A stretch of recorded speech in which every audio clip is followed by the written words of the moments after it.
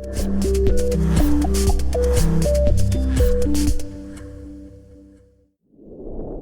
is the week of December 1st, 2020. My name is Rosalie. And my name is Iñaki. Welcome to your Winter's World News. Welcome back, everyone. This is our first episode of the news since March of this year. Not really much has happened between then and now. Just kidding. Holy cow. What a crazy year. Let's get you caught up. March, coronavirus really begins to spread across the U.S. and the world. We shut down for the remainder of 19 to 20 school year and went remote. April, Myrna hornets invaded the Pacific Northwest. They can be about 2 inches long and destroy an entire colony of bees in just hours.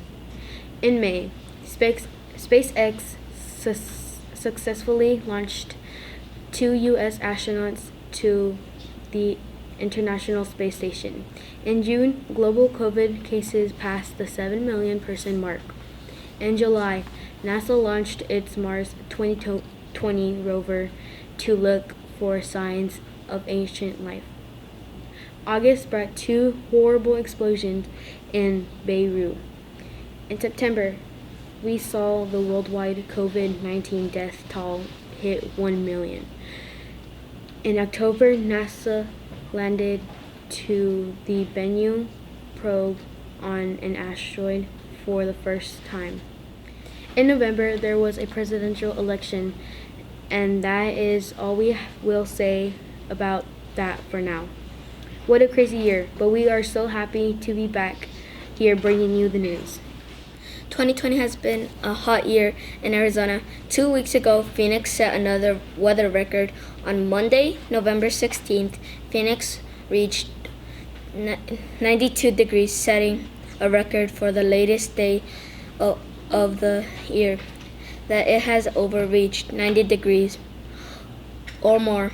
In Arizona, July set the record for hottest month ever in Arizona, but then we beat the record the very next month in August. That month, the daily average high temperature was 110.7 degrees. Wow! We also set a new record for the most hottest days over 110 degrees, with 52 destroying the previous record of 33. That was a setback. In 2011, the monsoon season didn't bring much relief either, especially west of the White Tank Mountains. At least we will start to see temperatures back around normal for the next few weeks. Now let's go over to Mr. Bourne's weekly update.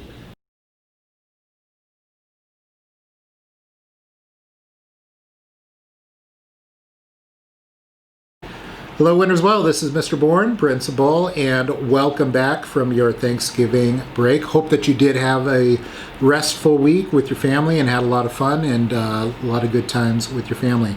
As we get back into school, of course, we want to continue wearing our masks. We want to continue using sanitizer, distance ourselves as much as we can. Over the Thanksgiving break, I know we probably all saw a lot of people and family that we may not see frequently, so let's be extra precautious, just keep in check on our own health and the health of our friends and our teachers as well. Let's continue to stay healthy. We had a very, very successful run at Winners Well up until the Thanksgiving break.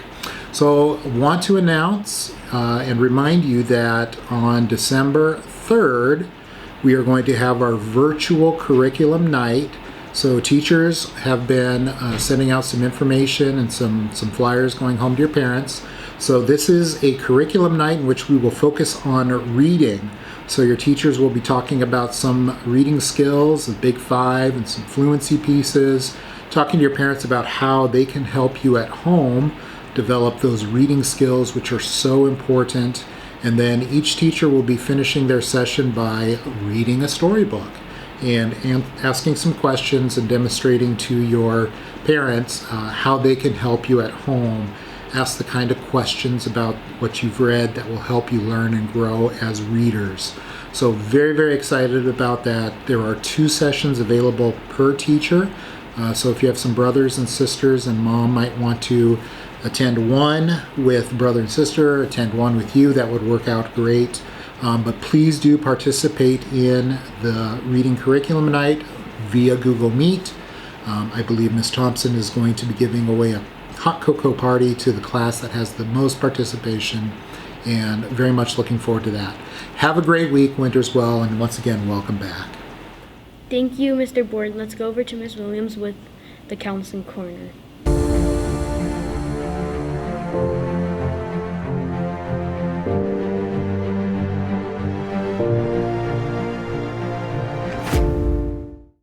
Hi Saddle Mountain, this is Mrs. Williams with a message from the Counseling Corner. I'm feeling really great today. The sky is beautiful blue and the weather is cooling down just a bit. I'm feeling really positive today. I'm feeling like it's going to be a great day. Being positive can help you feel happy inside no matter what's going on around you. Being positive feels amazing, and I encourage you to push away any negative thoughts and replace them with positive ones. I promise this will make your day complete. I hope we are all being safe, staying healthy, and being the best we can be. Remember, we are all capable of success, no exceptions. Have a great day. Thank you, Mrs. Williams. Now, let's go over to Josh with sports. Welcome to sports. My name is Joshua, and I am with sports. 2020 has brought on some changes to the way sports were played this year. After March, most events were not allowed to have any fans for a while. There was no sports at all. Both NHL and NBA took big breaks after the pandemic hit, but both finished out their seasons in respective bubbles.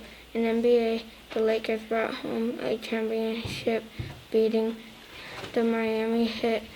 In NHL, the Tampa Bay Lightning beat the Dallas Stars to take home Stanley Cup.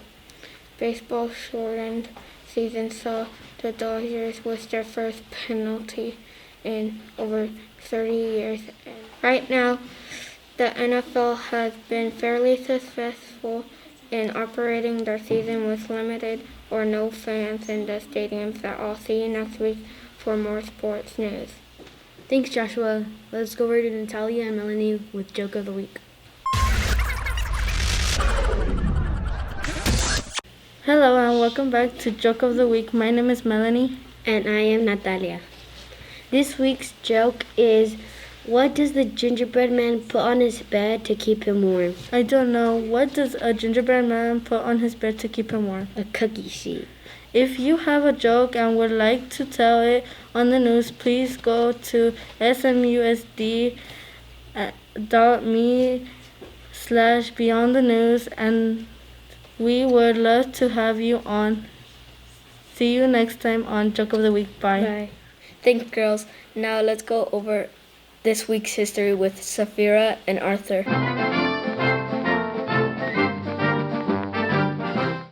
On this day, December 1st, 1955, Rosa Parks was arrested for not giving up her seat in the public bus to a white man, which at the time was against the law. This event sparked the Montgomery bus boycott that was organized by Martin Luther King Jr. Rosa Parks became known as the mother of civil rights movement. The protest went on for over a year, but brought on the removal of the segregation laws that were very prevalent in the southern United States at the time. She lived out the later part of her life in Detroit, Michigan, and passed away in October of 2005. That is all for this week of history. See you next time. Bye. Bye. Thanks, guys. Now let's go back to Natalia and Melanie with Fun Fact Trivia.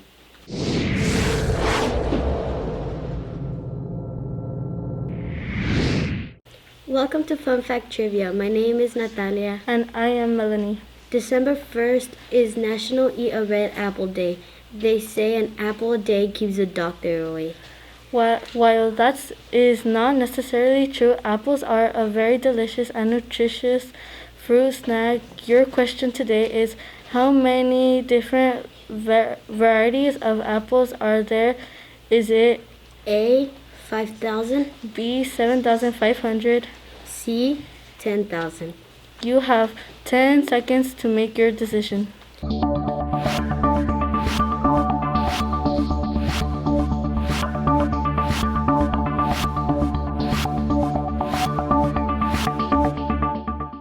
If you said B, 7,500, you are correct. The most popular variety of apple in the U.S. is the Red Delicious. Also, about 8% of the world's apples are grown in the U.S. See you next time on Joke of the Week. See you next time on Fun Fact Trivia. Thanks, girls. Here's Isaac and Chris with Science Time. Welcome to Science Time. My name is Chris. And I'm Isaac. NASA has big plans and is currently accepting proposals from companies looking to put a nuclear power plant on the moon by the year 2026. They plan on having the fission generator built on Earth, assembled, sent to the moon, and reassembled there.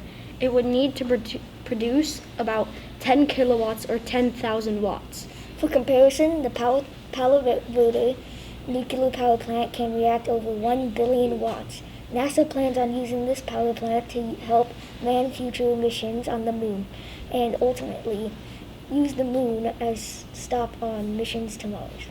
That is all for Science Time. See you next week. Thanks, guys. Now let's go over to Natalie with Word of the Week.